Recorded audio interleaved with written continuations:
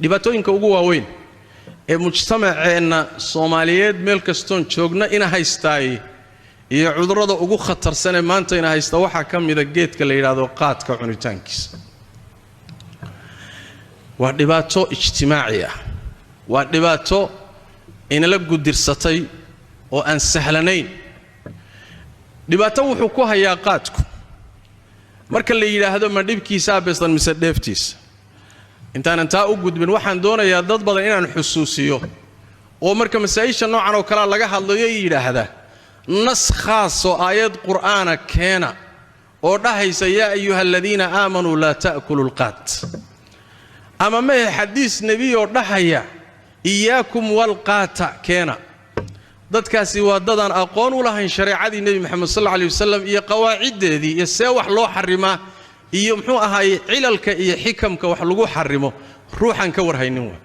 sidaas daraadeed qawaacidda shariicadu waa caam oo shay kasta oo ama nusuustu ha sheegto ama ha ka dambeeye qaacide iyo miisaan baa jira la saaro miisaankuna waa ka isaga away haddaba markanu yiraahdo qaadka ma dhibkiisa badan mise dheeftiisa wuxuusan shaki ku jirin inuu dhibkiisu ka badan yahay dheeftiisa laana markii la soo gaabiyo shan qodob oo la yiraahdo qodobada waaweyn ee daruuraadka ah nolosha aadamuhuna ayna ka maarmin diimihii ilaahay soo dejiyay dhammaanteedna isku waafaqeen in la ilaaliyo shantiiba qaadku waa qaadaya shantiiba qaadku waa dhibaya waxa ugu horeeya diintii buu dhibaya oo qaadka cunudiisu dadka qaadka cunaay waajibaadkii shariicada dhaafaya asagoo mafrashka fadhiya masaajidka laga aadaamaya salaatu hayya ala as-salaah hayya ala al-falaah baa ma kici karo haduu tukado salaad khariban oo ninka tukanayana maskaxdiisu ayna joogin oo muxuu ahaay waswaas iyo sahwi miidhan oo salaad jawaanu meelaha qabka siin waa mar dambe oo waqtigii dhintay laakiin meeshii looga dhawaaqay masaajidii jamaacaadka inuu ku tukado uma badna وبالتالي waxa u dheer fadhiga qaadka lagu cunayaa in muharramaad laga waayo muharramaad kaloon isaga ahayn oo dheeraad ah te hadaan laguba koosaarinba oo aan laguba suugahaasi aan lagu macaanayninba maba dhadhamayaba waa in heesa la geliyo waa in music lagu koonsaaro waa inay gabdho qaaqaawanay muxuu ahay ka adeegaan wax weeye hadaan intaaba lagu darinba marqaankiisu ma baxayaba sidaas daraadeed munkaraadka kale uu wato ee majaalistu ay wadataaba ka badan cunitaankiisa وبالتالي diin ahaan xaqiiqo waxay tahay dadka qaadka cunaay diin ahaan dacfi fara badan baa ku jira taacaadkii iyo cibaadaadkii iyo cilmiga barashadiisa waajibaadka gudashadooda xaaraanta ka fogaanteeda dacfi fara badan baa diintooda galaya وبالتالي qaadku diintii buu dhaawacaya qodobka labaad ee uu qaadku dhaawacayo waa caafimaadkii dadka oo waxay sugayaan geedka marka la baaray oo maraakista wax lagu baaray iyo shaybaadhada adduunka la geeyay cudurro fara badan oo waxa ka dhasha marka dambe keena bini aadanku inuu dhinto ama naftiisu khatar gasho cudurrada ay sheegeen waxa kamida waa qaar kamida dhamaantood ma aha waxyaalaha keena waxa kamida ay leeyihiin ruuxa deganaanshaha ka tagaya oo wuxuu noqonayaa ruux mar walba dareemayaashiisu kacsan yihiin oo qalaq iyo idiraaf fara badan buu noloshiisa gelinaya waxa kamida daal fara badan iyo hurdo yari waxa kamida dhiig yari waxa kamida maskaxda oo gororta waxa kamida ilkaha oo burbura waxa kamida cudurka baasuurka la yiraahdo ama baabasiirta oo ku kacda waxa kamida caloosho fasaadiya xiidmaha wax gaadhaan waxa kamida ruuxa cuntada doonitaankii iyo shahiyadii cuntada oo ku yaraata oo cuntadii cuni waayo وبالتالي weyd buu noqonayaa isagii dhanba muxuu waa caatoobaya waxa kamida cudurrada sheegayaan keliyahana wax buu yeelaa waxa kamida jirka dhismihiisa guud buu daciifinaya waa waxyaalaha ay sheegeen abxaafta dibbiga ah geedkan markii loo kuurgalo la baaray intaas oo cudur baa ka dhalanaya oo bini aadanka keenaya markaadna xataa geeridiisa keenaya Allahna Quraan Kariimka muxuu ku yiri war naftiina hadilina buu Allah yiri naftiina halaag ha ku ridina naftaada intaad bastoolad qaadato inaad ku dhufato oo si toos ah u disho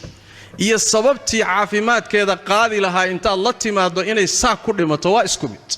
midna mubaashara la yiraahdaa midna tasabbub baa la dhahaa labaduba waa isdil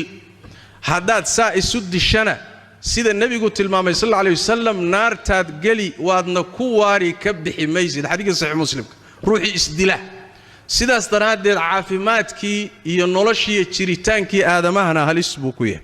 waxa kale oo dhibaatooyinkiisa kamida aqliga bini aadamka oo daruurada saddexaad iyadana dhibaato u geysanaya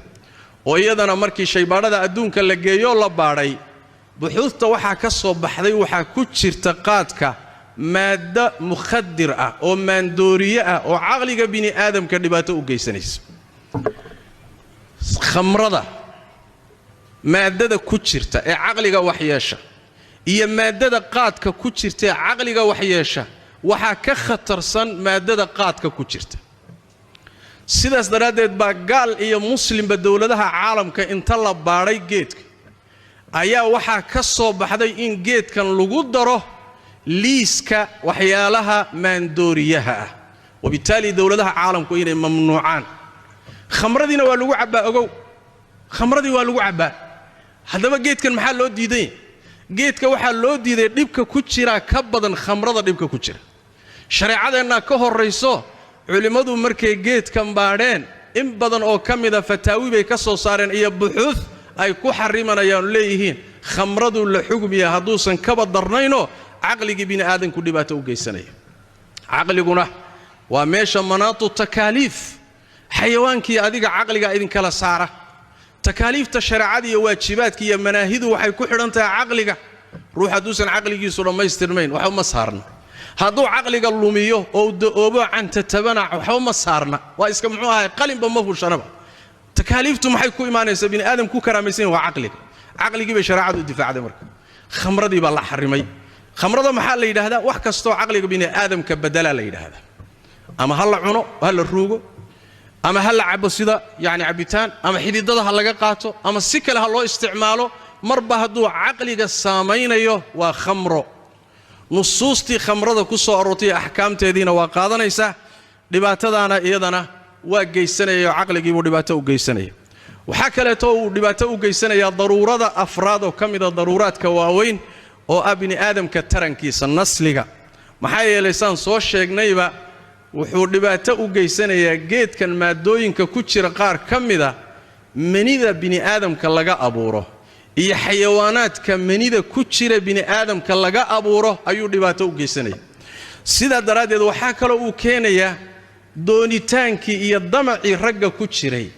ee ay dumarka iyo gogosha u qabeenna waa daciifinaya wabitaali ninkii qaadka aad u cunayay reerkiisii waa dayacay oo islaantii gogoshii waa ku qatanta oo way xishoonaysaa mooyee maxkamaday waa hore imaan lahayd waa yani wax waa xuquuq lunsan laana shahiyadii iyo doonitaankii iyo damacii buu luminaya waxa kale uu keenayaa dhibdhinac kale marka laga fiiriyo sidoo kale tasaan soo tilmaanayba wuxuu keenayaa caruurtii iyo gurigii waajibaadkii iyo xuquuqdii ninka ka saarnayd buu luminaya laana wax weeyaan waxoogaa yar buu soo helaya waxoogaagii yaraa ma asaga qaad ku cuni mise caruurtu biil uga dhigi naftan qaad ka baratay ilmaha waxsi ma taqaano markuu soo dhaco baabuurkii ama diyaaradii qaad ka waday iyadu ku hormaraya ilmihiisii oo qatan oo waxba haysanin bal waxa la ii sheegay ninba hadda ka hor ragga qaadka cuni jiray kamida ilmihiisii oo laba habeen aan dab loo shidin ayuu u yimid islaantii weydiyo wuxuu yidhi ilmaha maxaa ku dhacay ilmaha waxbayna haysanin oo waxba maada u keenin markii buu orday oo suuqa galay oo xoogaa 200 buu lacag yaro 200 oo bir ah buu shaxaad ku soo helay 200 buu gabadhii u keeno markaasuu yidhi nabal dabka ugu shid ilmaha gabadhii markay xoogaagii qaaday meel bay saaratay dabka shididiisa u dhaqaaqday lacagtii oo meeshii saaran isaguna meesha taagan yahay gabadhiina dabka ku maqantay baabuurkii qaadka waday baa soo guuxay 200 ee meesha saarnayd buu intuu xaday oo jeebka gashaday buu la dhaqaaqay gabadhii wareertay war 200 yaa xaday marma dabayl baa qaadatay rafaaday in badan oo ragga kamida caruurtoodii iyo guriyahoodii baa dayacan وحوقاقي أي هلان نقاد بيقلين ينضن الرير كمالها يعني مشكلة اجتماعية مشكلة أسرية حواليه